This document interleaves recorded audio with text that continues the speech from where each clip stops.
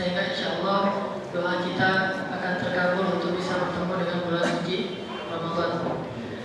Dan bagi kita Ramadan kali ini sangat istimewa, terutama mungkin bagi sebagian dari sahabat-sahabat yang merasa bahwa kali inilah merasakan bahagia pertama untuk menyambut Ramadan.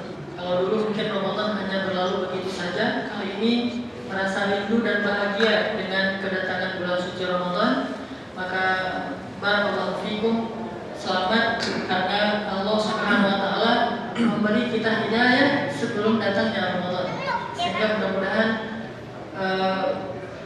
masuknya bulan Ramadan kita tahun ini akan mengubah segalanya tentang kita di mata Allah menjadi lebih baik, baik derajat kita, kemudian amal-amal kita, kemudian keridhaan Allah kepada kita.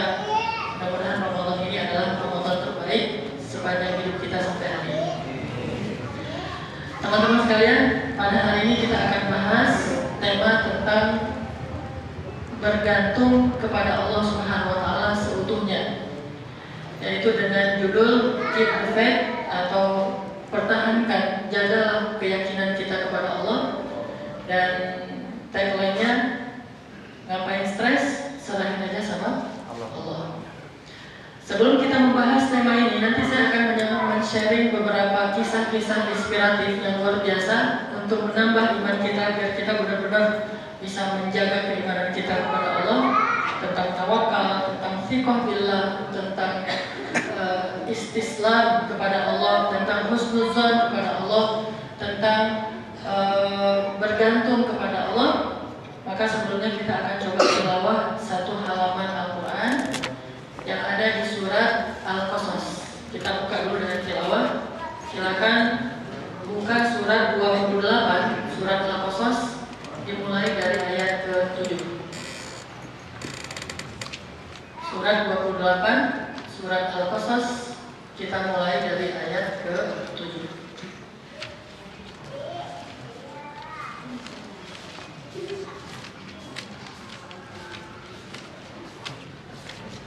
Ya, ayat ke-7 surat Al-Qasas.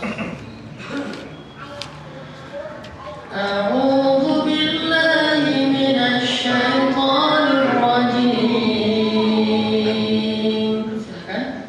A'udzu billahi minasy syaithanir rajim. Bismillahirrahmanirrahim. Bismillahirrahmanirrahim. Wa auhayna ila ummi Musa an ardi'ihi. وأوحينا إلى أم موسى أن أرضعيه فإذا خفت عليه فألقيه في اليم ولا تخافي ولا تحزني. فإذا خفت عليه فألقيه في اليم ولا تخافي ولا تحزني إنا رادوه إليك وجاعلوه من المرسلين. إنا رادوه إليك وجاعلوه من المرسلين فالتقطه آل فرعون ليكون لهم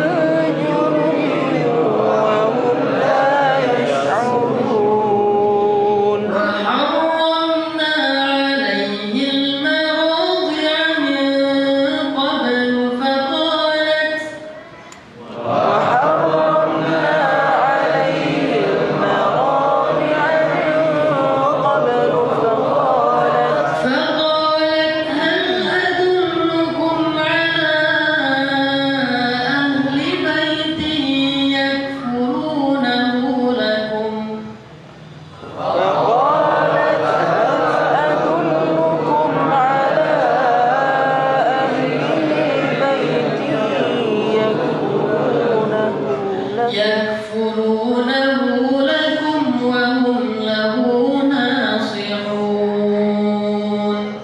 يكفرونه لكم وهم له ناصحون فرددناه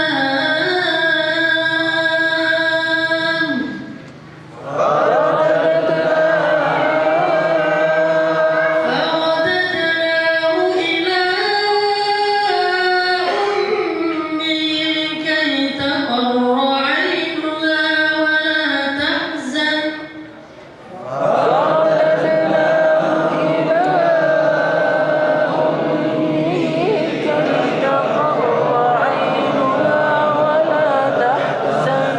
ولتعلم أن وعد الله حق ولكن أكثرهم لا يعلمون ولتعلم أن وعد الله حق ولكن أكثرهم لا يعلمون.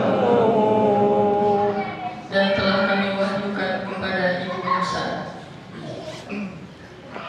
susuilah anakmu itu. Maka jika kamu khawatir dengan keselamatannya, hanyutkanlah ia ke dalam sungai Nil. Dan janganlah kamu takut, janganlah kamu bersedih. Sesungguhnya kami pasti akan mengembalikannya kepadamu dan menjadikannya termasuk di antara rasul-rasul. Lalu ditemukanlah bayi Musa itu oleh keluarga Fir'aun, agar kelak ia menjadi musuh dan penyesalan bagi mereka. Sesungguhnya Fir'aun dan Haman itu, dan juga bala tentara keduanya, termasuk orang-orang yang berbuat kesalahan besar. Berkatalah istri Fir'aun, anak ini menyenangkan hatiku dan hatimu. Janganlah engkau membunuhnya. Mudah-mudahan dia akan bermanfaat bagi kita, atau kita angkat dia menjadi anak, sedangkan mereka tidak menyadarinya. Lalu menjadi kosonglah hati ibu Musa. Hampir saja dia membocorkan rahasia itu, kalau bukan karena kami mengikat hatinya atau meneguhkan hatinya, agar dia termasuk orang-orang yang beriman. Berkatalah ibu Musa kepada kakak Musa, carilah berita tentang adikmu. Maka kakak Musa mencari berita dari kejauhan, sedangkan mereka tidak menyadari keberadaannya. Kami haramkan bagi Musa untuk menyusui dari perempuan manapun sebelumnya.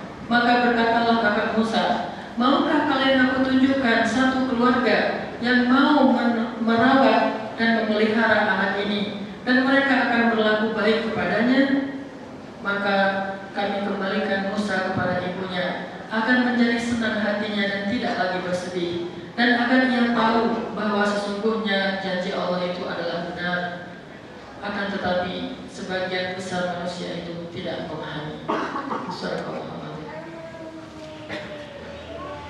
Sahabat-sahabat sekalian, ini adalah kisah nyata yang direkam oleh Al-Quran, dan tidak ada satupun kisah di dalam Al-Quran itu yang sifatnya fiksi. Semua kisah yang ada di dalam Al-Quran adalah sejarah, baik kisah para anbiya atau kisah orang-orang soleh, bahkan kisah orang-orang yang kufur kepada Allah Subhanahu Wa Taala.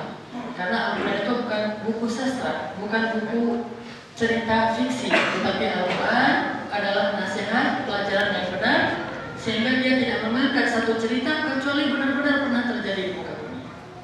Termasuk kisah tentang ibu Musa dengan bayinya. Di sini ada satu pelajaran yang mudah kita tangkap, adalah bahwa Allah Subhanahu Wa Taala itu benar-benar nggak akan pernah mengecewakan orang yang percaya kepada Allah. Itu nggak akan mungkin. Ini harus jadi pegangan kita. La yudhi'u amala 'amilin minkum, kata Allah. Allah nggak akan mungkin ngecewain orang yang berserah diri kepadanya, itu nggak mungkin.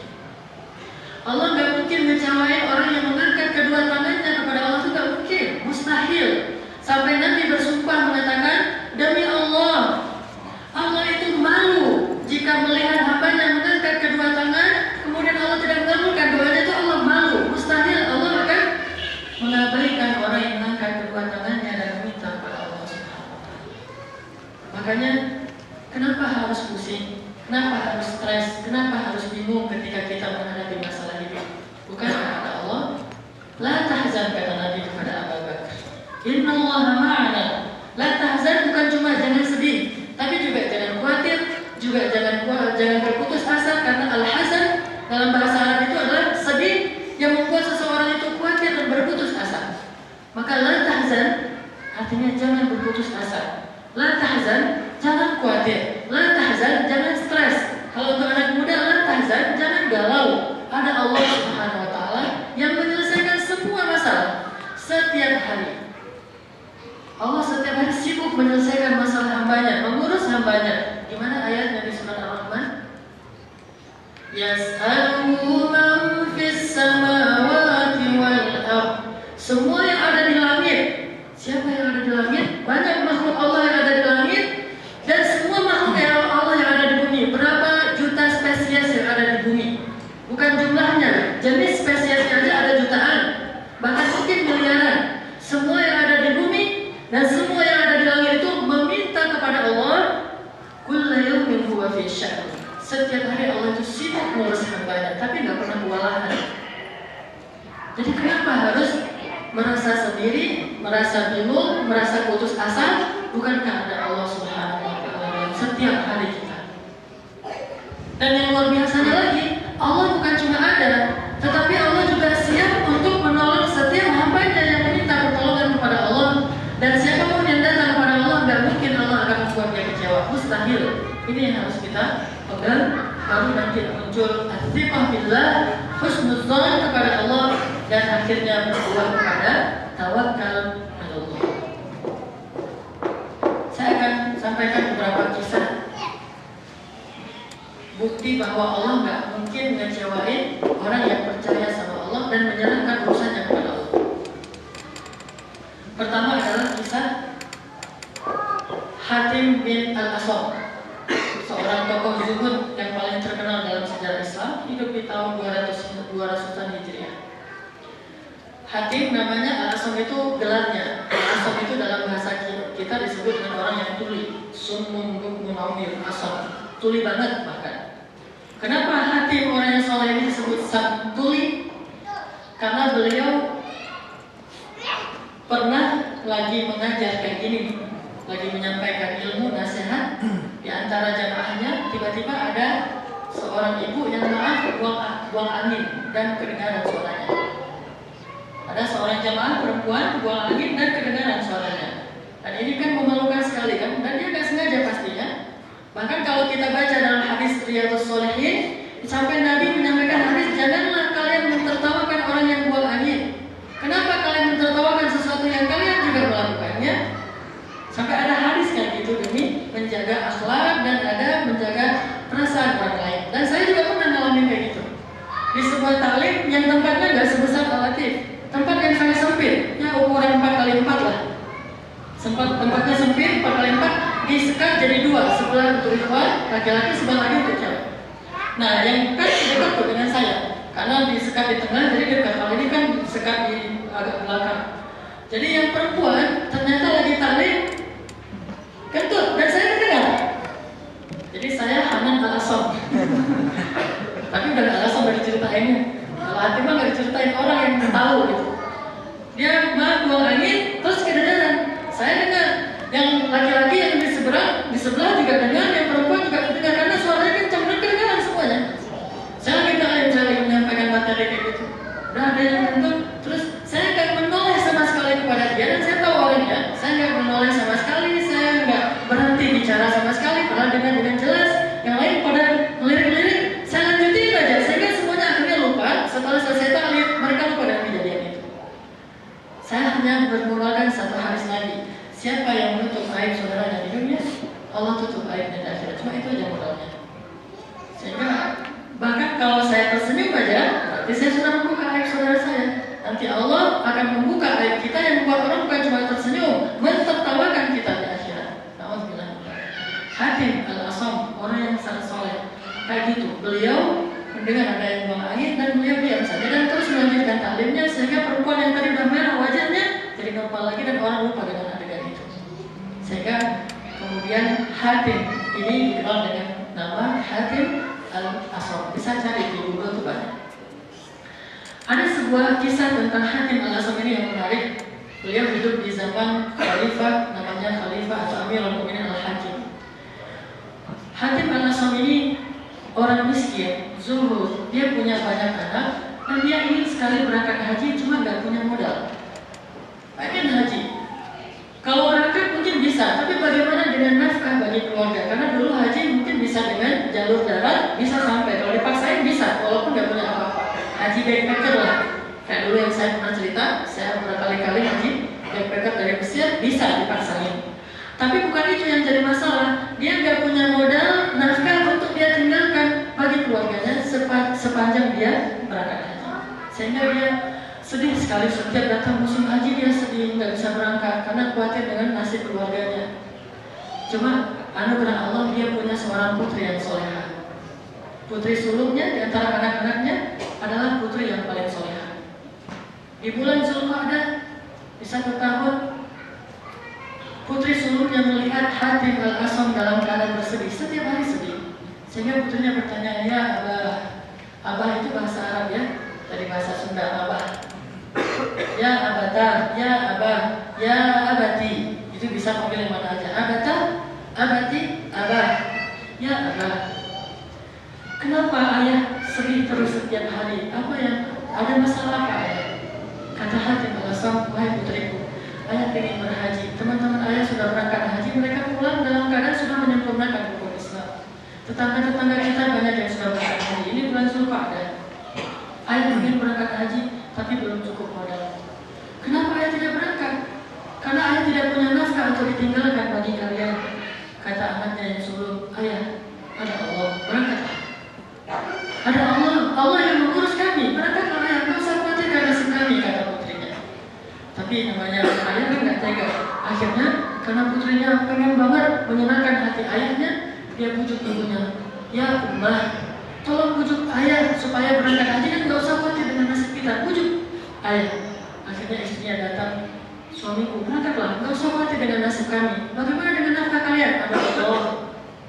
Ditambah lagi oleh putrinya, ayah benar kata ibu, ada Allah, nggak usah khawatir, berangkatlah.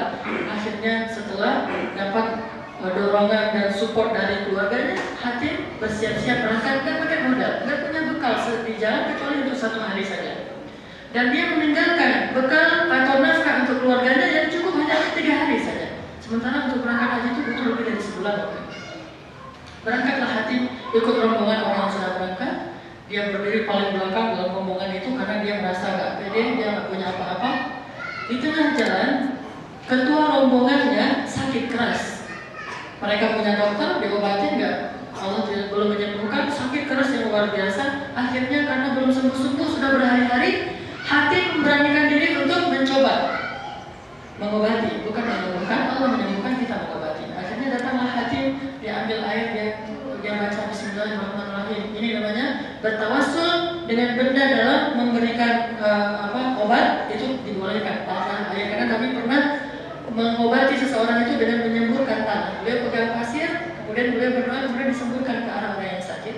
Atau ada yang sakit kemudian pakai air orang yang mandi, gara-gara sakit ini namanya penyakit air. Saya pernah ceritakan.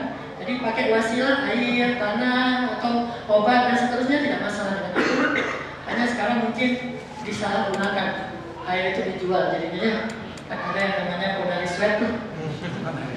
Di Kodari Sweat itu didoain, kasih batu terus dijual. Kalau dijual mungkin di penyalahgunaan, dikomersialisasi doanya jadinya.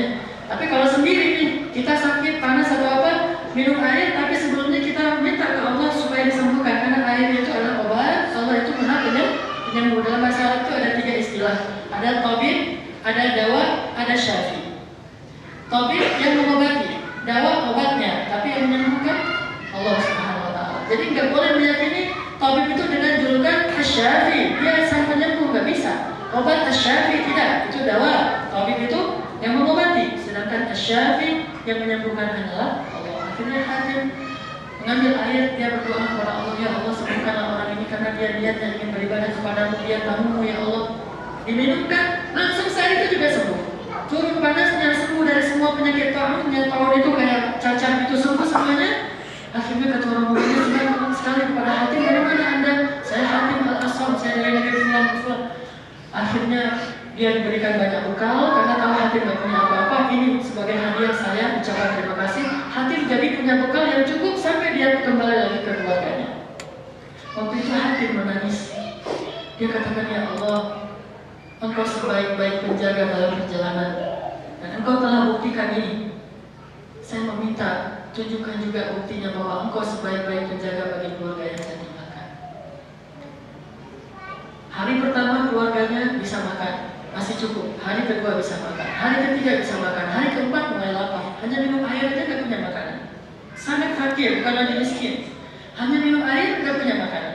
Hari kelima, adik-adiknya udah pada nangis. Ibunya sedih melihat kondisi anak-anaknya pada nangis kelaparan.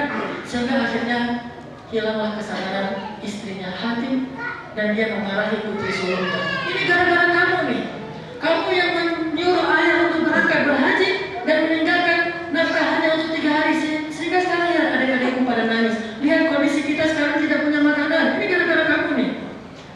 Ternyata ketika dalam keadaan seperti itu, putri sulungnya Hatim malah tersenyum. Ibunya bingung, kenapa kamu malah tersenyum? Kata ibunya, wajar manusia biasa, apalagi melihat anaknya kelaparan. Kenapa kamu malah tersenyum? Wah ibu, ya Ummah, kata anaknya. Anak yang solehah, ya Ummah, ayah kita itu seorang Ar-Razzaq, pemberi rezeki, atau Akil rezeki, pemakan rezeki. Menurut ibu, ayah kita itu seorang pemberi rezeki atau pemakan rezeki? Ya tentunya jawabannya kata ibunya, ya ayahmu itu suamiku. Ayahmu itu adalah pemakan rezeki, bukan pemberi rezeki. Allah memberi rezeki, dia pemakan rezeki sama seperti kita. Lalu kata putrinya, ya Ummah, kalau begitu sang pemakan rezeki telah meninggalkan kita, sedangkan sang pemberi rezeki tetap bersama kita. Kenapa ibu buat itu? Yang sudah pergi itu pemakan rezeki. Allah pemberi rezeki tetap bersama kita. Ya Ummah, isbiri wahtasibi, bersabarlah dan mintalah pertolongan Allah Subhanahu wa taala. Berdoalah kita punya putri seperti putranya Hatim Al-Asam. Amin. Tidak lama kemudian ada yang mengetuk pintu rumah mereka. Assalamualaikum, waalaikumsalam. Ditanya, man, siapa di luar? Kata orang, saya kenal Raja Al-Hakim. Kami dalam perjalanan untuk berburu dan kehabisan air. Bolehkah kami meminta air dari keluarga ini? Ternyata Raja Al-Hakim dalam perjalanan berburu kehabisan air, haus, akhirnya minta air ke keluarga Hatim Al-Asam. Dibukakan pintu, kemudian disiapkan air dalam beberapa jerigen itu, terus diserahkan, disediakan, dibawa kepada Raja Al-Hakim yang sedang nunggu di tendanya oleh pengawal tadi. Ketika Raja minum air dari sumurnya Hatim Al-Asam, Raja ini kaget. Air itu seperti dikasih gula, segar dan manis. Dan air manis itu bagus untuk orang yang dehidrasi, dan segar dan manis. Sehingga Raja ini kaget, belum pernah saya minum air dari sumur yang manis seperti ini. Dari mana ini? Disebutkan dari rumah seorang laki-laki, seorang ahli ibadah namanya Hatim Al-Asam. Kalau gitu, bawa saya ke rumah itu. Saya ingin kenalan dengan keluarga soleh itu. Dibawalah. Mana Hatim Al-Asam? Dia sedang berangkat haji. Bagaimana dia berangkat haji sementara kalian miskin? Dia tinggalkan kami untuk diurus oleh Allah Subhanahu wa taala. Terharu Raja Al-Hakim, dan ibu ini luar biasa mengatakan, kita dalam keadaan lapar, ternyata raja yang sangat kaya itu datang kepada kita untuk meminta air. Ini Allah yang mendatangkan. Siapa yang kaya, siapa yang miskin? Ternyata yang kaya yang datang kepada yang miskin untuk meminta air. Allah yang mengurus, Allah punya rencana. Sehingga akhirnya raja yang kagum kepada keadaan itu, kepada kesolehan putri sulung mereka, membuka sabuknya. Sabuk raja itu ada banyak kantong, di dalamnya itu ada banyak koin-koin emas, koin dinar. Tahu berapa harga 1 dinar? 2 juta lebih. Itu ada puluhan koin dinar. Dia buka sabuknya, ini hadiah dari saya karena air yang kami berikan kepada kami. Dan ini juga untuk kamu wahai putri yang solehah, karena kamu mampu menjaga imanmu dalam keadaan lapar. Akhirnya Raja Al-Hakim mengatakan kepada semua pengawalnya yang ikut dalam rombongannya, banyak pejabat, banyak pengusaha, siapa yang menghormati saya di antara kalian, lakukanlah apa yang saya lakukan. Ini telat banget kan? Siapa yang menghormati saya? Kalau kalian masih menghormati saya, lakukanlah apa yang saya lakukan. Akhirnya semuanya buru-buru buka sabuknya, yang isinya dinar-dinar, masih semuanya, sehingga ruang tamunya Hatim penuh dengan dinar, dirham, emas dan perak. Kaya tiba-tiba. Kemudian Raja melanjutkan perjalanan. Lalu mereka beli roti, beli gandum, beli keju, makan enak. Adiknya pada ketawa-ketawa, makan enak, beli susu pada ketawa, ibunya tersenyum senang dengan keadaan anak-anaknya, sedangkan putri suruh mereka menangis. Tadi ketika yang lain ketawa, menangis, dia tersenyum. Sekarang yang lain tertawa, dia menangis. Ibunya heran. Ya bunayyati, kenapa kamu malah menangis? Mengherankan sekali keadaanmu. Kami tadi menangis, kamu tertawa, sekarang kami tertawa, kamu menangis. Ya Ummah, kata Nabi.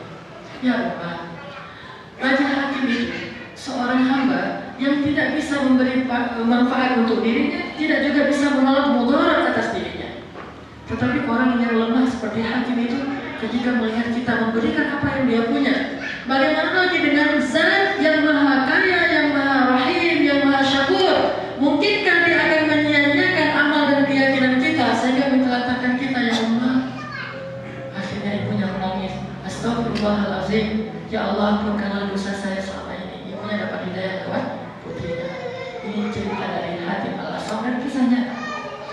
Anni la udhi'u amala amalin minkum. Aku gak akan menyia-nyiakan amal dan keyakinan kalian. Masalahnya, kita gak yakin amat sama Allah Subhanahu wa Ta'ala. Allah setiap hari mau mengurus hambanya, gak pernah meminta apapun kecuali yakin saja kepada Allah. Allah gak pernah menuntut untuk bisa memberikan hak Allah, berterima kasih kepada Allah dengan sempurna. Enggak, kita gak akan mungkin menunaikan hak Allah. Tapi Allah mau setiap hari mengurus kita. Masalahnya, gak semua orang mau diurus oleh Allah Subhanahu wa Ta'ala. Dia lebih memilih mengurus dirinya sendiri. Dengan percaya diri, dia merasa bahwa saya bisa urus diri saya sendiri. Siapa yang bisa mengurus dirinya sendiri? Bahkan untuk menghilangkan satu jerawat aja di wajah kita nggak bisa. Bahkan untuk membuat rambut yang kita sudah beruban satu helai saja menjadi hitam kembali, kita nggak bisa, saking lemahnya kita. Tapi kita merasa sangat percaya diri, saya bisa urus diri saya sendiri. Saya bisa urus keluarga saya bisa urus perusahaan saya punya uang, saya punya teman, saya punya segalanya. Fir'aun, Haman, baru mereka mau menyerahkan urusannya kepada Allah di detik-detik terakhir ketika Allah sudah menutup pintu kasih sayangnya.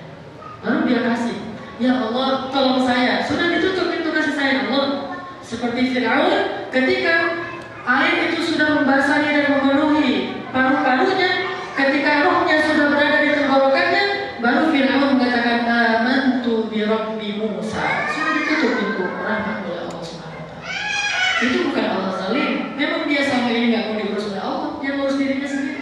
Tetapi dia baru menyerahkan urusannya kalau udah mentok, kan banyak orang kayak gitu.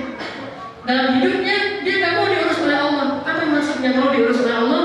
Dia tidak mau mengikuti aturan Allah dalam mencari rezeki. Dia cari rezeki dengan caranya sendiri. Dia curang, dia syubhat, dia haram. Nggak mau tahu tentang hal haram dalam hukum agama. Dia merasa bahwa yang penting saya dapat angka yang saya inginkan. Lalu ketika sudah mentok dengan berbagai macam musibah, baru dia bilang, ya Allah apa maumu?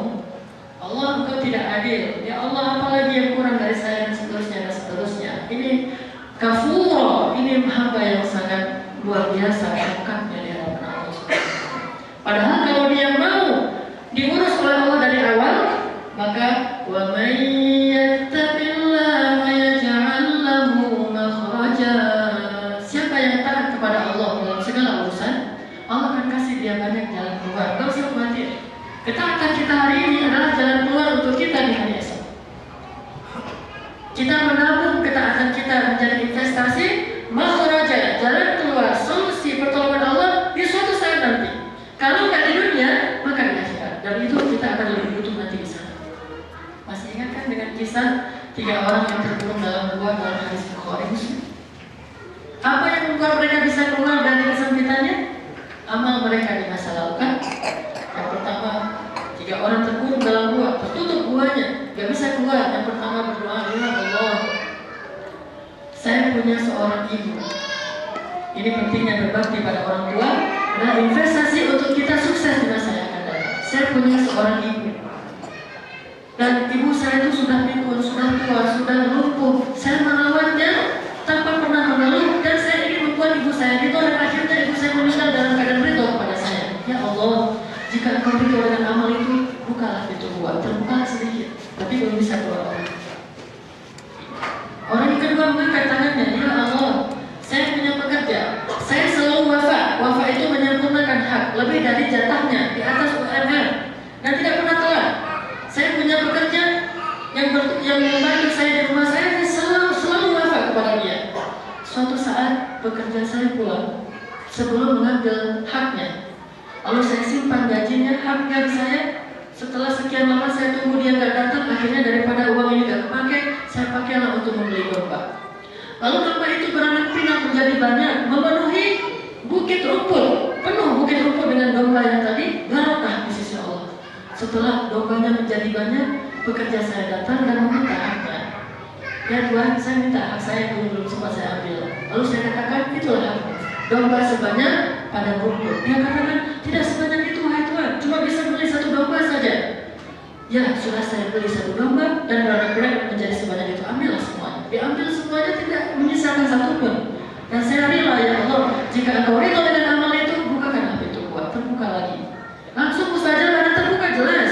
Allah dan tiga laki-laki ini tidak disebutkan namanya satupun, menunjukkan bukan orang yang terkenal, bukan tokoh, bukan raja, bukan nabi, bukan orang soleh yang hebat, bukan ulama, orang biasa. Tetapi dia punya amal, wa may yattaqillah, takwa saja kepada Allah, Allah akan kasih jalan keluar di suatu saat nanti.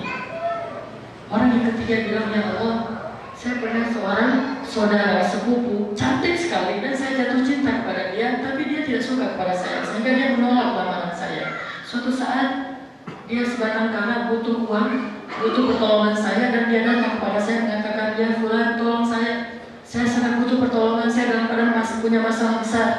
Lalu saya katakan, kamu akan saya tolong dengan syarat mau berzina dengan saya. Karena dia sudah terdesak, mungkin dia terancam, akhirnya dia terima tawaran saya. Dia akan berzina dengan saya kalau saya menolongnya. Akhirnya saya tolong dia menyelesaikan hajatnya. Setelah itu saya meminta janjinya. Lalu dia bersiap untuk berzina dengan saya. Ketika saya masuk ke dalam ruangan itu, tiba-tiba saya teringat kepada engkau. Dia mengatakan, ya Fulan, ittaqullah, wahai Fulan, takutlah kamu kepada Allah Subhanahu wa taala. Langsung saya menangis, saya lari dan tidak jadi berzina. Ya Allah, jika engkau rela dengan perbuatan itu, saya menghindari zina karena takut pada engkau. Bukalah pintu gua yang terbuka lagi, sehingga ketiga-tiganya bisa keluar dan selamat. Amalan mereka di masa yang lalu akan menjadi jalan keluar dan menjadi pertolongan bagi mereka di masa yang akan datang. Tabunglah amalan dari sekarang, apalagi amalan yang sangat istimewa yang dilakukan para pemuda. Kalau orang tua, amalannya istimewa, tapi pemuda jauh lebih istimewa daripada orang tua. Sehingga amalan kita yang sekarang nih nanti yang akan kita ambil hasilnya di masa tua kita.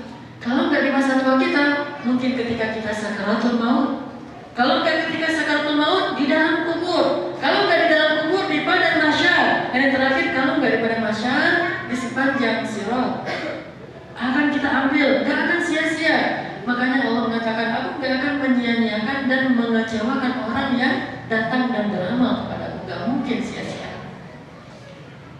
Ada orang yang mendikte Allah. Ketika dia beramal, dia ingin lihat langsung hasilnya sekarang.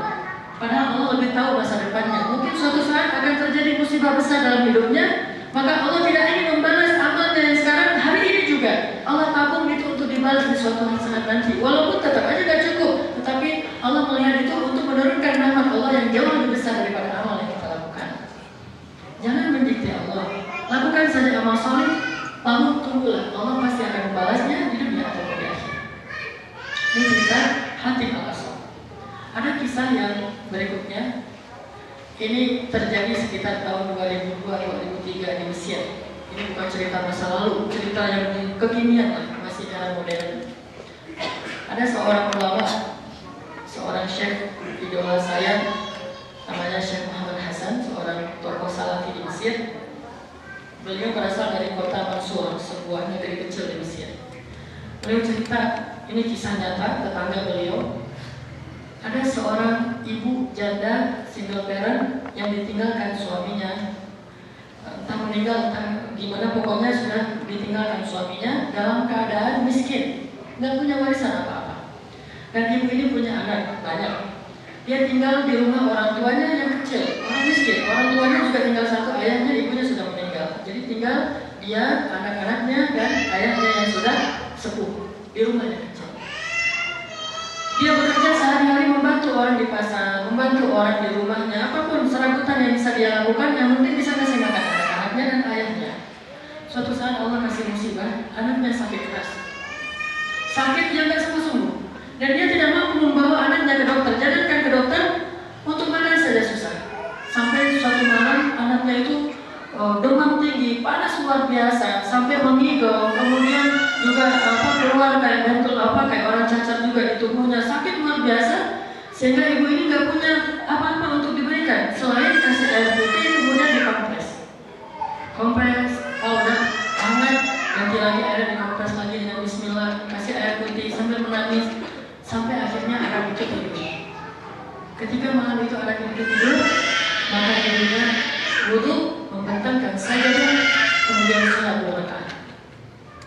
Dalam sujudnya, karena dia orang Arab bisa bahasa Arab dan bisa dibaca dalam sujud apapun asal bahasa Arab, karena doa di dalam sujud itu mustajabah, tapi harus pakai bahasa Arab. Dia katakan, ya Allah, sesungguhnya Engkau maha tahu keadaan saya. Suami telah meninggalkan saya sebatang kara, saya single parent, saya gak punya siapa-siapa. Orang tua saya sudah sepuh, saya orang miskin, sekarang anak saya sakit. Jangankan untuk ngasih obat, malam ini sampai jam 1 malam kami pun belum makan sama sekali dari tadi siang. Gak punya apa-apa ya Allah. Tapi saya gak khawatir karena Engkau maha memelihara Engkau. Saya serahkan urusan saya dan anak saya kepada Engkau ya Allah. Berilah dia kesembuhan. Tidak lama kemudian ada yang ketok pintu. Assalamualaikum, waalaikumsalam. Ayahnya bangun ditanya, man, siapa? Yang ketok pintu mengatakan, saya dokter. Langsung dia pakai jilbabnya, dibukakan pintu. Dokter itu berdiri di depan pintu, kemudian dokter itu bertanya, mana putri kalian yang sakit? Mereka heran, ada di dalam, silakan dokter, suruh masuk. Akhirnya dokternya masuk langsung ke kamarnya, dengan putrinya lagi sakit, diperiksa dan segala macam. Setelah semuanya diperiksa, kemudian disuntik.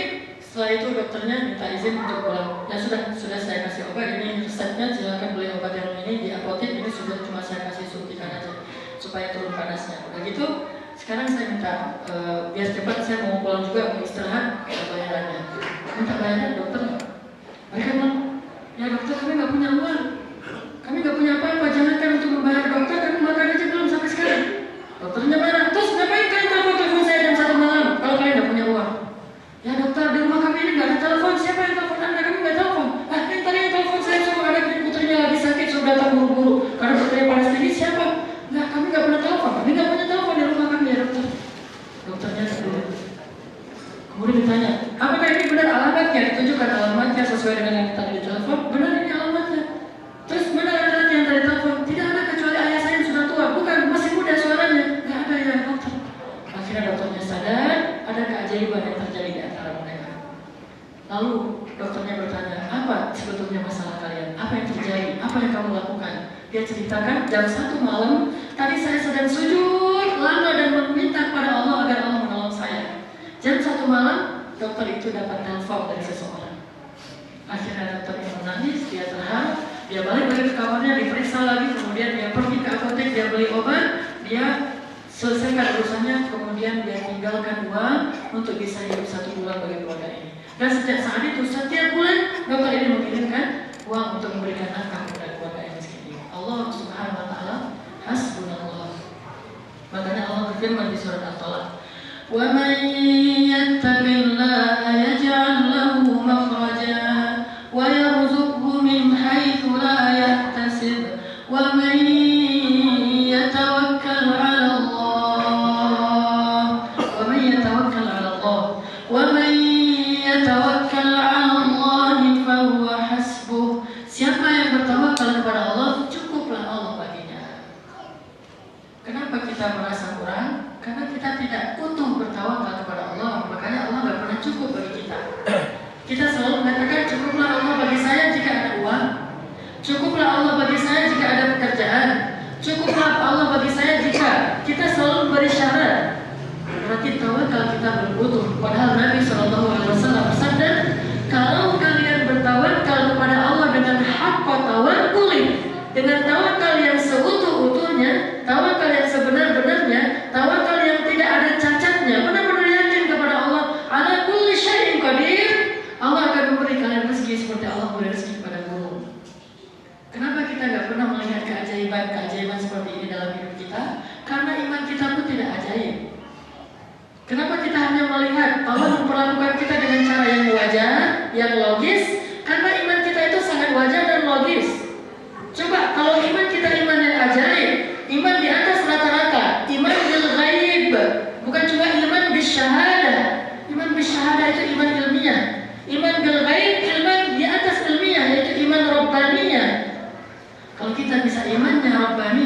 Dengan bermodalkan Allah, nggak mungkin menyia-nyiakan hambanya yang yakin kepadanya. Dengan bermodalkan Allah itu ala kulli syai'in qadir, tanpa syarat, tanpa batas, maka Allah akan tunjukkan mujizat-mujizat yang besar dalam kehidupan kita. Tapi seringkali kita imannya bersyarat dan berbatas. Katakanlah dalam urusan sakit, kita bisa tawakal dan yakin Allah menyembuhkan kalau sakitnya cuma sakit gigi, cuma sakit kepala, cuma demam, hal-hal yang sepele. Tapi ketika sakitnya kanker stadium 4 dan tingkat lanjut, kita tidak pernah yakin bahwa Allah Maha menyembuhkan. Bahkan ketika dokter mengatakan ini tidak mungkin sembuh, maka putus asa kita. Berarti tawakal kita tidak ajaib, sehingga kita tidak akan pernah melihat keajaiban Allah Subhanahu wa taala. Jangan menantang keajaiban Allah. Allah tidak akan memperlihatkan keajaiban ini kepada orang yang menantangnya. Allah memperlihatkan keajaiban ini kepada orang yang percaya kepadanya. Kalau yang menantang, mana bukti bahwa Allah Maha Agung, Maha Kuasa atas segala sesuatu? Allah tidak akan perlihatkan itu kepada orang yang menantangnya. Kenapa? Karena jika Allah perlihatkan, lalu setelah itu dia tidak beriman juga, Allah akan membinasakannya saat itu juga. Maka Allah tidak mau memperlihatkan itu. Sering Nabi SAW itu ditantang sama orang Quraisy. Ya Muhammad, kamu Nabi kan? Ya kata Rasulullah. Karena tunjukkan bahwa Allah itu Maha Kuasa supaya mengalirkan sungai Nil dari Mesir sampai ke Mekah. Nabi tidak mau mendengarkan mereka. Mereka mengatakan, tuh Muhammad buktinya bahwa dia salah, tidak bisa mendatangkan apa yang kita minta. Nabi lewat. Besok Nabi ketemu mereka lagi, ditantang lagi dengan berbagai macam tantangan, dan Nabi tidak pernah meneladani mereka dan selalu pergi. Umar mengatakan, wahai masyarakat Quraisy, pemuka Quraisy, tahukah kalian kenapa Rasulullah tidak pernah mau meneladani tantangan kalian? Kalian pikir dia itu keliru? Kalian pikir dia itu takut? Mereka mengatakan, dia itu keliru, dia itu salah, makanya dia tidak bisa mendatangkan apa yang kami harapkan. Kata Umar, tidak. Telah berlalu banyak anbiya sebelumnya, ditantang oleh kaumnya. Lalu mereka berdoa kepada Allah dan Allah menunjukkan bukti-bukti yang besar, namun kaumnya tetap kufur sehingga Allah membinasakan mereka. Rasulullah sangat sayang kepada kalian. Dia tidak ingin berdoa kemudian Allah menunjukkan bukti-bukti lalu kalian tidak beriman, Allah akan hancurkan kalian. Rasulullah tidak menginginkan itu. Sehingga Rasulullah pergi meninggalkan kalian. Tahukah kalian itu rahasianya? Mereka diam. Tapi mereka gak puas sebelum melihat bukti-bukti. Akhirnya suatu malam, di malam purnama, mereka menantang Rasulullah untuk membelah-belahkan. Ya Muhammad, tunjukkan satu saja bukti itu. Coba kamu belah bulan yang sedang purnama yang begitu besar. Kalau kamu bisa menunjukkan itu, kami akan beriman. Lalu kata Rasulullah, apakah kalian berjanji akan beriman? Kata mereka, kami janji akan beriman. Kalian tahu resikonya jika kalian tidak beriman, maka Allah akan membinasakan kalian. Kata mereka, ya. Dengan mudahnya mereka mengatakan ya. Akhirnya Rasulullah sholat 2 rakaat di Ka'bah. Selesai sholat dengan sujud yang panjang, Nabi menunjuk ke arah bulan. Bismillahirrahmanirrahim. Bulan itu terbelah dan jauh. Bukan cuma ada garisnya, tapi menjauh. Setengah yang ke timur, setengah ke barat, menjauh ke bulan itu. Dan mereka melihat bulan yang terbelah. Semuanya satu kota Mekah melihat bulan terbelah dan mengatakan, orang-orang kafir ini mengatakan apa? Sahara a'yunana. Muhammad telah menyihir pandangan kita. Muhammad telah menyihir pandangan kita. Ini benar-benar sihir nih. Akhirnya para sahabat geleng-geleng kepala, Rasulullah diam dan Rasulullah takut Allah marah. Lalu Rasulullah mengatakan, kalau begitu tunggulah sebentar lagi, tengah malam, tunggu sampai ada musafir yang datang dari tengah padang pasir yang sedang dalam perjalanan. Tanya kepada mereka, apakah mereka juga melihat bulan terbelah? Untuk membuktikan bahwa bukan mata kalian yang tersihir, tapi memang bulan terbelah. Karena musafir tidak ada di sini, jadi saya nggak bisa menyihir mata mereka. Kita tunggu saja. Setelah beberapa jam mereka nunggu sampai tengah malam, datanglah karavan dagang dan mereka berkumpul di Mekah menunggu karavan dagang itu muncul. Ketika muncul semuanya menghampiri mereka dan bertanya, apakah kalian musafir? Ya. Apakah kalian tadi berada di padang pasir? Ya. Apakah kalian orang Mekah? Bukan. Kami dari misalnya dari Najd. Apakah kalian tadi malam melihat bulan terbelah? Ya, kami juga heran. Ada bulan terbelah. Bulan purnama pertama yang kami lihat terbelah. Apa yang terjadi? Lalu orang-orang Quraisy itu terheran-heran dengan jawaban dan mereka mengatakan, Muhammad adalah penyihir yang paling hebat, menyihir mata kita dan mata orang yang melihat bersama kita. Lalu turunlah ayat Summun bukmun umyun fahum la yarji'un. Apa kutukan Allah kepada mereka? Apa kecelakaan yang Allah timpakan kepada mereka? Bukan ditenggelamkan dalam lautan, bukan ditenggelamkan dalam bumi, bukan dihancurkan seperti Ad dan Samud, tapi yang dipasang itu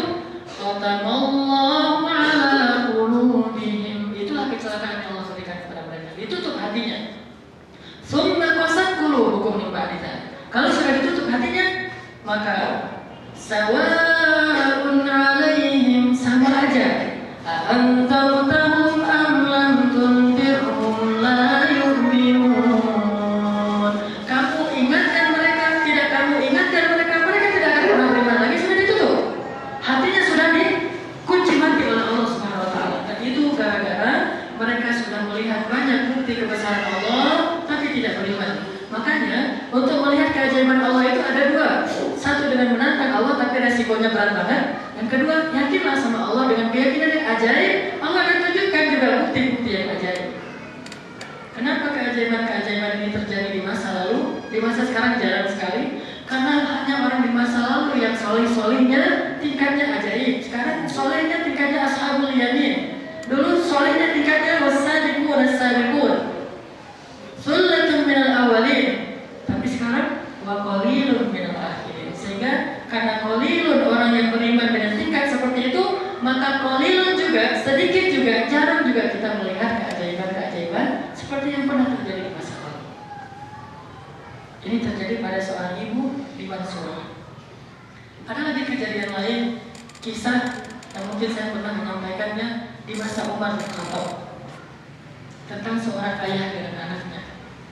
Ada seorang laki-laki datang kepada Umar bercerita. Umar ini orang yang suka mendengar kisah-kisah nasihat yang baik dari orang lain. Ada seorang laki-laki datang kepada Umar berkisah, "Ya Amirul Mukminin, saya seorang suami, saya punya istri. Waktu itu ada panggilan jihad, sedangkan istri saya sedang dalam keadaan hamil sehari. Ada panggilan jihad. Lalu saya mendaftar kepada pasukan prajurit Islam untuk ikut serta dalam jihad. Sebagai seorang laki-laki muslim, ketika ada panggilan jihadnya maka mendaftarkan dirinya, karena ini wajib. Tapi istri saya menghalangi saya. Dia mengatakan, wahai suamiku, kali ini cobalah engkau minta uzur kepada khalifah, kepada Amirul Mukminin, supaya memberikan uzur kepadamu agar tidak ikut jihad. Karena saya sedang hamil tua, sebentar lagi saya mau melahirkan, kita nggak punya siapa-siapa. Saya butuh engkau di sisiku, wahai suamiku. Kata suaminya, wahai istriku, bersabarlah. Ini panggilan yang sangat besar dan saya tidak mau melewatkan kesempatan emas berjihad di jalan Allah bersama kaum muslimin. Kata istri, tapi saya sedang hamil tua, saya butuh engkau di sisi saya. Tapi saya ini kesempatan yang paling penting. Akhirnya setelah lama berdiskusi, suaminya istikharah. Istikharah berkali-kali. Setelah berkali-kali istikharah, hatinya makin mantap untuk berangkat jihad. Setelah dia mantapkan hatinya, dia katakan, wahai istriku, saya sudah istikharah, maka saya akan putuskan, saya akan tetap berangkat. Mudah-mudahan Allah memberikan makhraja, jalan keluar bagi kita. Karena suaminya dah kekeh, istrinya melepaskan dengan berat hati. Sebelum suaminya berangkat, suaminya berdoa sambil mengelus-ngelus perut istrinya yang sedang hamil.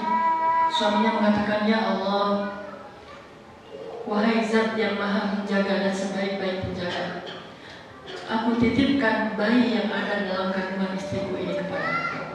Engkaulah sebaik-baik yang mengurus. Aku titipkan bayi ini kepadamu, engkau sebaik-baik yang mengurus. Setelah itu dia berangkat. Ketika dia sampai ke medan jihad, selang beberapa minggu kemudian, dia mendengar berita istrinya sudah meninggal dunia.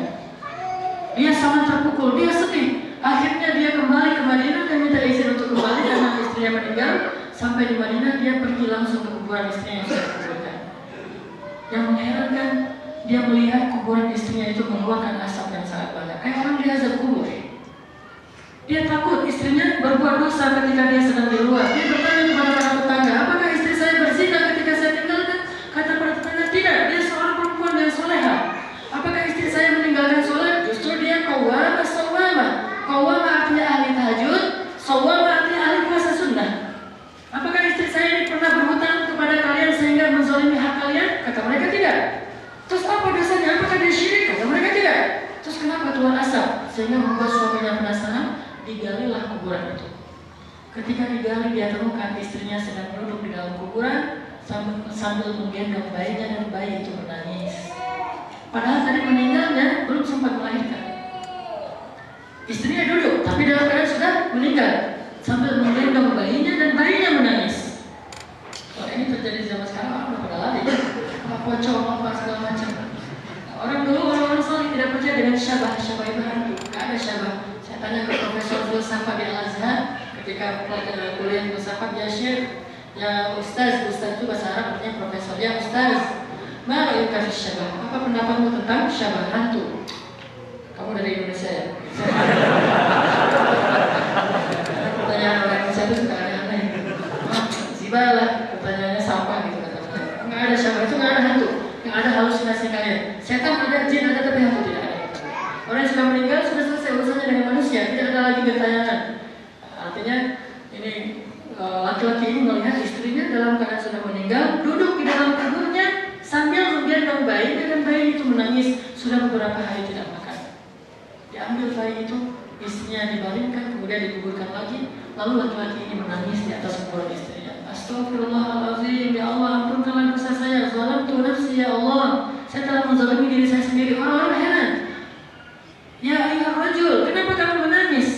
Bukankah Allah telah memberikan kamu kebaikan dengan anakmu masih tetap hidup, kenapa kamu menangis? Dia katakan, ya Allah, sungguh saya tidak sempurna dalam berhusnuzon kepada Engkau. Seandainya saya sempurna dalam berhusnuzon kepada Engkau, saya telah serahkan anak dan istri saya kepada Engkau. Tapi waktu itu dengan takdirmu saya hanya mengatakan, ya Allah, aku titipkan bayi ini kepadamu, dan saya lupa mengatakan dan ibunya. Makanya Allah berfirman dalam hadis qudsi, Ana inda dhanni 'abdi bi. Aku tergantung prasangka hambaku kepadaku. Kalau kita berprasangka baiknya ke Allah itu hanya setengah, Allah akan tunjukkan buktinya setengah. Tapi kalau kita berprasangka baiknya kepada Allah itu utuh, ala kulli syai'in qadir, Allah akan tunjukkan kebaikannya utuh. Kalau dalam urusan sakit tadi, kalau kita berprasangka baik kepada Allah ketika kita sakitnya ringan, Allah akan sembuhkan. Allah memang Maha Penyembuh. Tapi kalau kita tunjukkan prasangka baik kita kepada Allah ketika kita sakitnya berat, Allah juga akan tunjukkan kebesaran Allah SWT di sakit yang berat atau yang paling parah sekali. Masalahnya Allah tergantung prasangka hambanya kepadanya. Prasangka kita ini, bagaimana kita berprasangka kepada Allah SWT. Ada lagi kisah yang pernah saya ceritakan sudah lama tentang seorang perempuan di zaman Nabi Musa. Apa julukan Nabi Musa? Kalimullah. Artinya bisa langsung berbicara dengan Allah live walaupun di balik hijab. Jadi nggak lewat Jibril. Kalau nabi-nabi yang lain itu lewat Jibril. Jadi kalau bahasa kita mah SMS. Kalau Nabi Musa telepon. Kalau SMS kan kadang-kadang delay lah apalah segala macam. Kalau telepon langsung gitu, diangkat langsung ngobrol gitu dengan Allah. Tapi di balik hijab nggak bisa melihat karena nggak ada makhluk yang bisa melihat wajah Allah. Datang seorang nenek, udah sepuh, udah menopause, sudah tua banget, datang kepada Nabi Musa. Ya Nabi Allah, ya Kalimullah, ada apa ya amat Allah? Jadi kalau laki-laki itu bilang Abdullah, kalau perempuan amat Allah. Ada apa ya amat Allah? Kata ibu ini, saya sudah menikah sekian puluh tahun, tapi Allah belum memberikan rezeki saya seorang anak, dan saya masih sampai sekarang berharap punya anak. Saya minta tolong, bolehkah engkau wahai Kalimullah berbicara kepada Allah minta anak untuk saya? Boleh. Nabi Musa langsung, ya Allah, perempuan ini minta anak, berikan dia anak. Kata Allah, wahai Musa, bilang kepada perempuan itu, aku telah menuliskan takdir bahwa dia nggak akan punya anak. Ibu, apa ya Nabi Allah? Saya sudah minta kepada Allah. Gimana jawabannya? Allah mengatakan, Allah telah menuliskan takdir ibu sebelum ibu lahir bahwa ibu nggak akan punya anak. Maka terimalah takdir itu. Oh gitu ya sudah, pulang. Sepanjang di rumahnya dia selalu mengatakan ya Rahim, ya Rahim. Tidak pernah suuzon sama Allah, nggak pernah mengatakan Allah kok tega sama saya, apa dan segala macam, enggak. Dia malah mengatakan ya Rahim, ya Rahim. Makanya kandungan seorang perempuan itu dalam bahasa Arab disebut Rahim, karena itu rahmatnya Allah.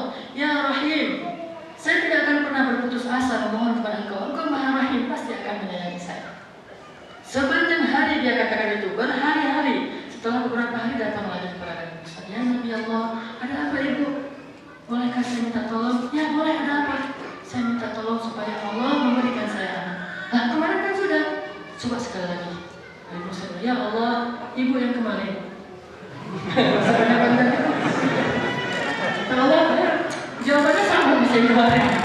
Wahai Musa bilang kepada ibu itu bahwa takdirnya dia nggak akan punya anak. Ibu jawabannya masih sama, ibu nggak akan punya anak. Ya sudah pulang. Ya Rahim, ya Rahim. Dia menangis, dia sholat, dia minta kepada Allah ya Rahim. Saya tidak akan pernah berputus asa. Engkau Maha Rahim. Balik lagi, ya Nabi Musa. Ibu, mintalah kepada Allah agar Allah berikan saya anak. Nabi Musa minta, jawabannya masih sama. Ya ibu, takdirnya nggak ada punya anak. Takdir itu sudah selesai, sudah ditulis. Pena telah diangkat, kertas telah kering, sudah selesai. Jadi ibu terima saja, ridho saja. Mudah-mudahan Allah memberikan pahala dari kesabaran. Pulang lagi, ya Rahim, ya Rahim, ya Rahim. Gak balik lagi dalam waktu yang lama. Setelah sekian lama dia nggak datang, tiba-tiba ibu nenek ini datang sambil menggendong bayi. Nabi Musa heran, bayi siapa itu? Bayi saya. Langsung Nabi Musa masuk ke ruang mihrabnya, minta berdoa kepada Allah dan mengatakan, ya Allah, tolong jelaskan kepada saya gimana ceritanya ibu yang tadi bisa punya anak. Kan kau mengatakan takdirnya gak akan punya anak, kenapa sekarang punya anak? Ya Allah, gimana ceritanya nih si ibu bisa punya anak? Lalu Allah mengatakan, ya Musa, setiap kali aku kasih tahu ke dia gak akan punya anak, dia pulang sambil mengatakan, ya Rahim, ya Rahim. Aku katakan lagi dia gak akan punya anak, dia bilang, ya Rahim, ya Rahim.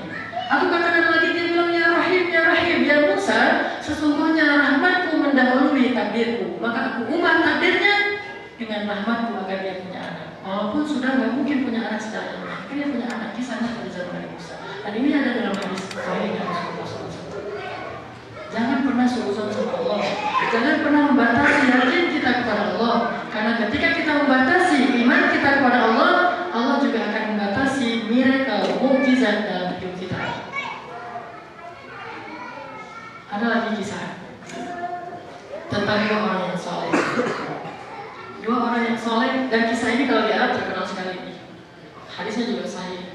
Dua orang yang soleh, tapi tinggal di pulau yang berbeda.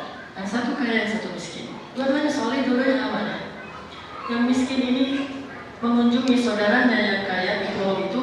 Dia nyebrang, terus dia kunjungi sambil silaturahim. Setelah itu dia bilang, saya punya masalah dan saya butuh bantuan. Boleh saya minta tolong? Kata orang yang kaya, boleh. Apa yang bisa saya tolong? Kata dia, saya butuh pinjaman uang senilai sekian. Tidak disebutkan angkanya, beberapa puluh dinar lah. Katanya, oh boleh, saya punya. Sebentar, dia masuk, dia ambil uang beberapa puluh dinar, dia berikan kepada saudaranya yang miskin yang minta utang. Setelah diberikan, dia tanya, terus sekarang saksinya siapa nih? Bahwa kamu berutang kepada saya. Kata orang yang miskin, si A ini, Allah yang jadi saksi, gimana? Mau nggak? Oh, kalau Allah yang jadi saksi, saya mau banget. Allah itu maha menyaksikan, Allah itu maha luar biasa. Sama-sama soleh.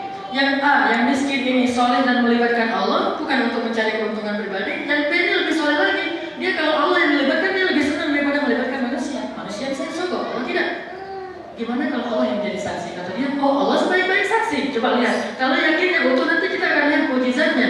Tapi kalau yakinnya berbagi dengan makhluk, maka Allah juga akan berbagi dengan makhluk dalam menunjukkan pertolongan. Ketika kita meyakini pertolongan Allah itu tapi berbagi dengan makhluk, dengan perantaraan, dengan banyak syarat, Allah juga akan menolong kita dengan banyak syarat dan banyak perantaraan. Yang ini nggak pakai, dia langsung mengatakan, oh ya, kalau Allah yang jadi saksi, Allah sebaik-baik saksi, selesai sudah.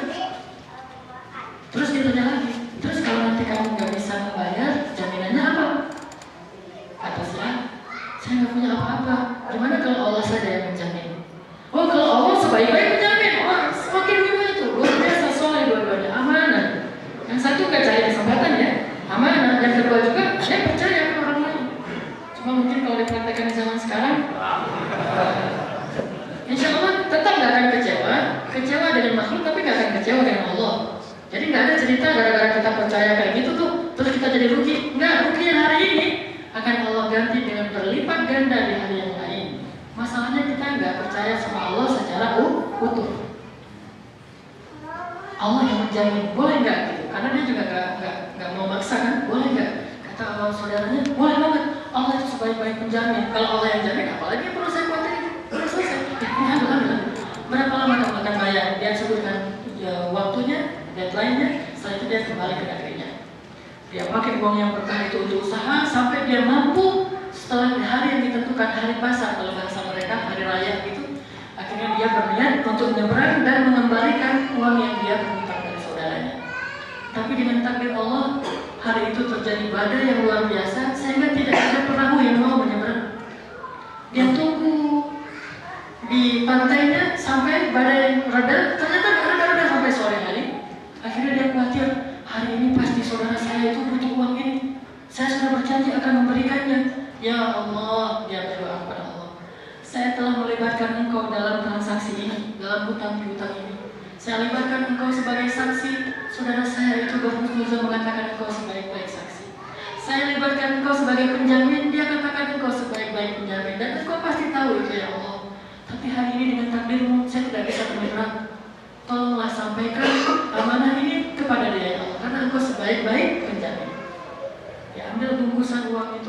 tulis surat, dia masukkan di dalam bungkusan, lalu dia ambil kayu yang sedang hanyut di pantai, dia masukkan bungkusan uang itu ke dalam kayu, dia hanyutkan dengan Bismillahirrahmanirrahim dalam keadaan badai. Saudaranya yang di seberang sana yang tadi punya pimpang menunggu, saudara saya ini pasti orang yang amanah, bentar lagi mungkin dia datang. Walaupun nunggunya dari pagi dia datang-datang, dan di sana tidak ada badai, dia nggak tahu apa yang terjadi. Saya berkhusnuzon pasti dia akan datang. Setelah sampai sore dia tunggu gak datang-datang, akhirnya dia berkhusnuzon, oh mungkin dia ada urusan, mungkin dia sakit, mungkin ada penyakit, ya sudah besok saja saya kembali lagi. Sebelum dia kembali, dia melihat ada kayu terapung-apung di pantainya, dia ambil untuk niat mau dipakai sebagai kayu bakar di rumahnya. Lalu ketika dia belah, dia temukan di dalamnya ada bungkusan. Mengherankan sekali, kayu di dalamnya ada bungkusan. Dia ambil, dia bawa pulang. Sampai di rumah dia buka bungkusan itu, ada surat, dia baca. Dia ternyata di surat itu disebutkan namanya Fulan bin Fulan. Maafkan saya tidak bisa datang. Bismillahirrahmanirrahim. Assalamualaikum warahmatullahi wabarakatuh. Ini adalah amanah hutang yang saya berhutang kepadamu beberapa waktu yang lalu. Akhirnya saya titipkan kepada Allah untuk menyampaikan kepadamu. Mudah-mudahan sampai.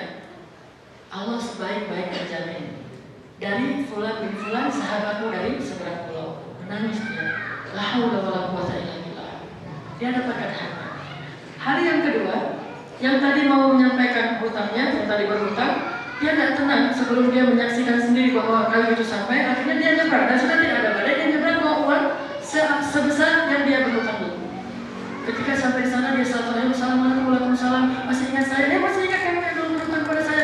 Ya, saya pengen datang minta maaf. Kenapa? Saya minta maaf kemarin gak bisa datang. Besok itu badainya luar biasa, sehingga saya gak bisa nyebrang. Oh ya, tidak masalah. Tapi saya sudah menitipkan lewat sebatang kayu. Kira-kira sampai nggak ya? Dia bilang, gak usah khawatir. Allah sebaik-baik penjamin. Ternyata titipanmu sudah sampai pada saya. Ini maksud kamu? Bungkusannya, kertas suratnya, ya ini yang saya kirimkan. Alhamdulillah, semuanya bertakbir Allahu Akbar. Akhirnya selesai urusan mereka hanya dengan melibatkan Allah SWT. Kenapa urusan kita jadi ribet? Karena kita melibatkan orang-orang yang ribet, manusia, makhluk. Tapi kalau kita melibatkan Allah dalam urusan kita, walaupun tetap wajib berikhtiar dengan cara yang halal, jangan pernah bilang mencari rezeki yang haram terus dibilang dengan istilah ikhtiar. Itu ikhtibar, bukan ikhtiar.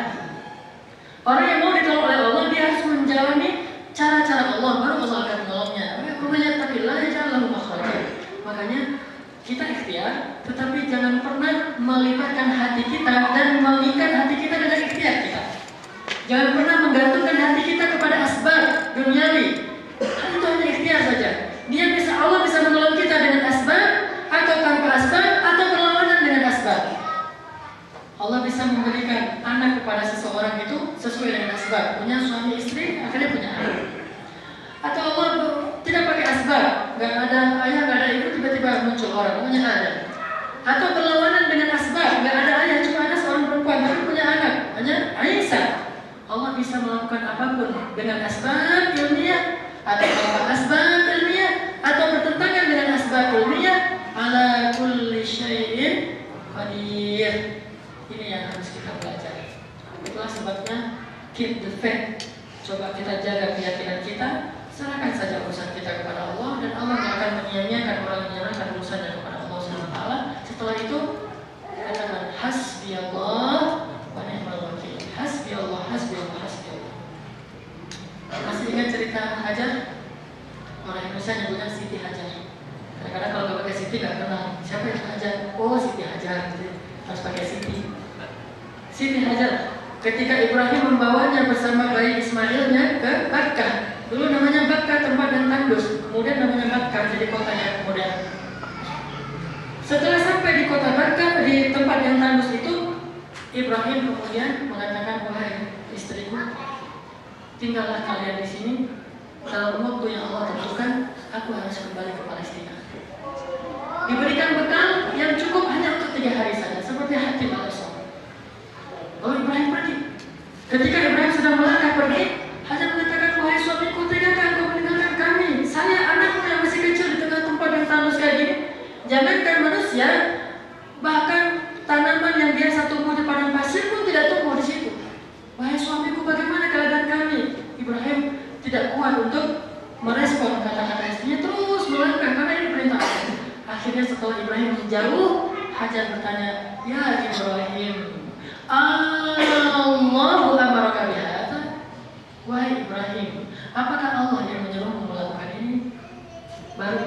berhenti melangkah dan memberi isyarat, ya, ini perintah Allah.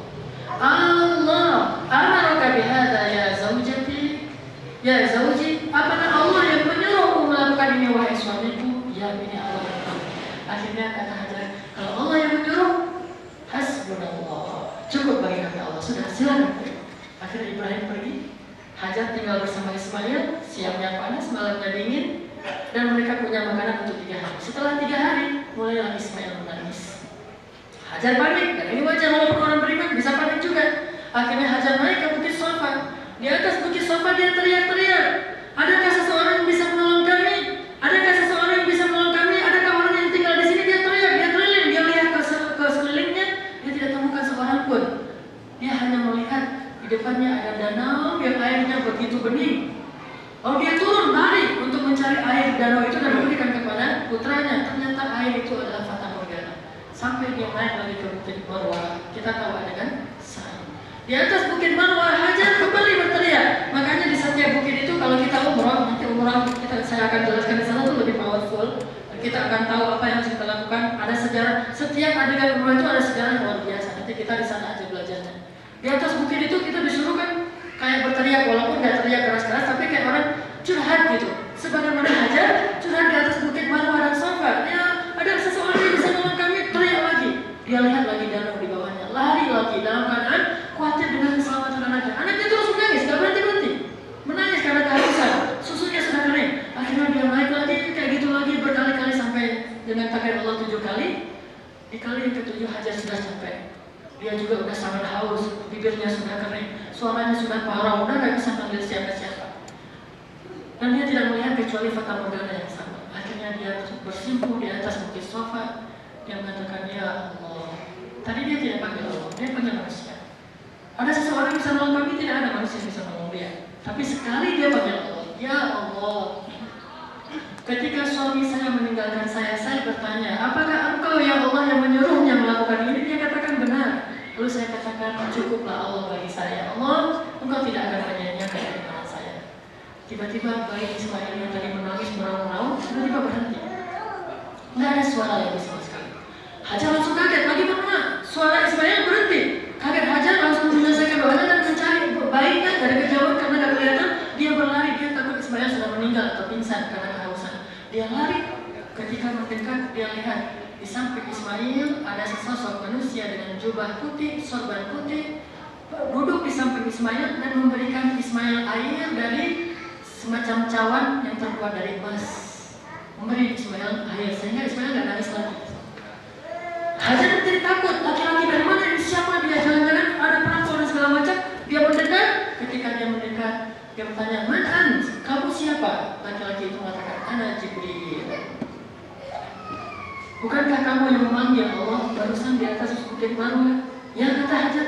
Maka Allah mendengar panggilanku karena Allah Maha mendengar dan mengutus saya untuk memberikan hak dan tugasnya kepada Hajar.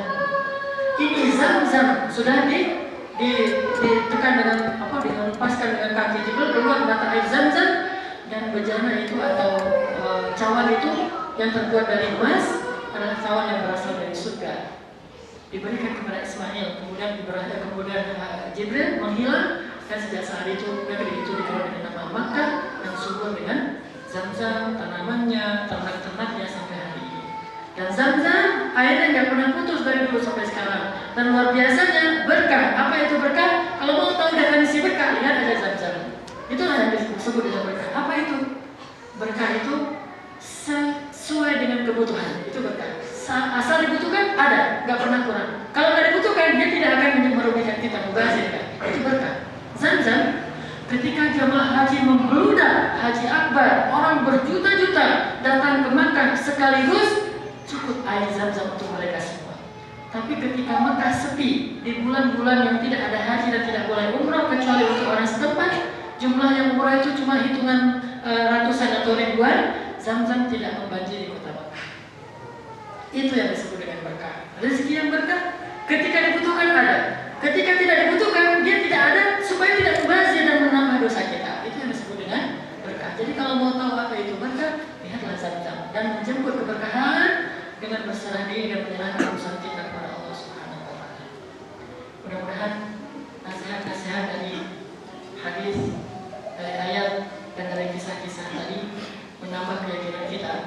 untuk selalu mengandalkan Allah dalam urusan kita.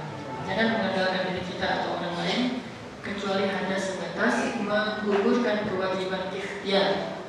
Bukan menemukan solusi, menggugurkan kewajiban ikhtiar. Sedangkan solusinya semata-mata hanya ada dalam genggaman Allah. Tabarakalladzi biyadihil mulk, di dalam genggaman Allah. Wa huwa ala kulli syai'in qadir. Itu modalnya. Mudah-mudahan bermanfaat.